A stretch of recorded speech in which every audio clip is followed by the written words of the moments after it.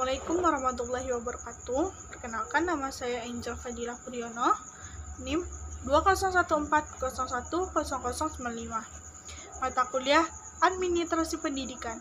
Dosen pengampun Ibu Wayu Liuzen, SEM. Baiklah, saya akan menjelaskan materi tentang pengawasan keuangan sekolah dan tanggung jawab keuangan sekolah. Yang pertama, pengawasan keuangan sekolah. Pengawasan keuangan adalah suatu pemeriksaan yang terutama ditunjukkan pada masalah keuangan yang meliputi transaksi, dokumen, daftar buku laporan keuangan. Pengawasan dilakukan terhadap kegiatan setiap fungsi pengelolaan pendidikan sejak perencanaan, pengorganisasian, motivasi pembinaan, penilaian, dan pengembangan pendidikan, mulai dari tingkat pusat sampai tingkat terendah. Pengawasan pendidikan sekolah meliputi kegiatan yang mengarahkan, membimbing, mendidik, mempertimbangkan, dan menilai. Pengertian yang umum ini terdapat pada perkataan pengawasan sebagai pekerjaan seorang pengawas atau pendidik, dan juga mengenai kegiatan yang bersifat teknis yang biasanya disebut dengan inspeksi.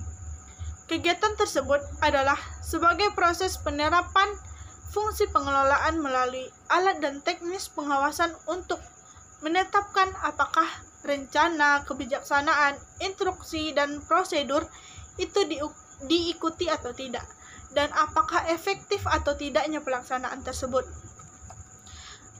Adapun beberapa ruang lingkup pengawasan di sekolah ialah pengendalian dan penilaian terhadap pertama, pelaksanaan kurikulum yang meliputi isi, metode pengajaran, penggunaan alat bantu pengajaran dan evaluasi.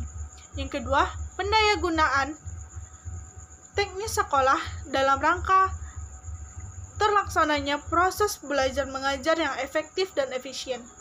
Yang ketiga, pendayagunaan sarana sekolah sesuai dengan ketentuan dan peraturan perundang-undangan yang telah berlaku.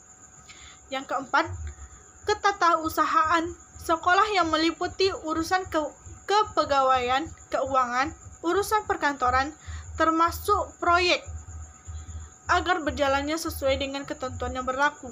Yang kelima, hubungan kerja sekolah dengan instansi pemerintah dan swasta, dunia usaha dan organisasi masyarakat lainnya. Selanjutnya, adapun norma pengawasan keuangan. Pengawasan keuangan tidak mencari kesalahan. Pengawasan keuangan merupakan proses yang berlanjutan. Yang ketiga, pengawasan keuangan harus menjamin adanya kemungkinan pengambilan koreksi yang cepat. Yang keempat, pengawasan bersifat mendidik.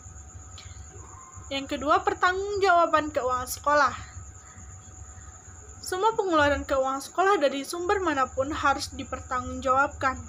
Hal tersebut merupakan bentuk transparansi dari pengelolaan keuangan.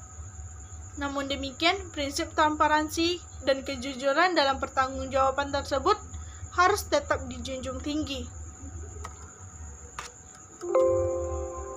Dalam kaitan dengan pengelolaan keuangan tersebut, yang perlu diperhatikan oleh bendaharawan adalah 1.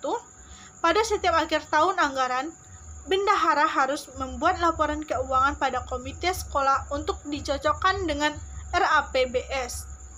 Yang kedua, laporan keuangan tersebut harus dilampirkan dengan bukti-bukti pengeluaran yang ada.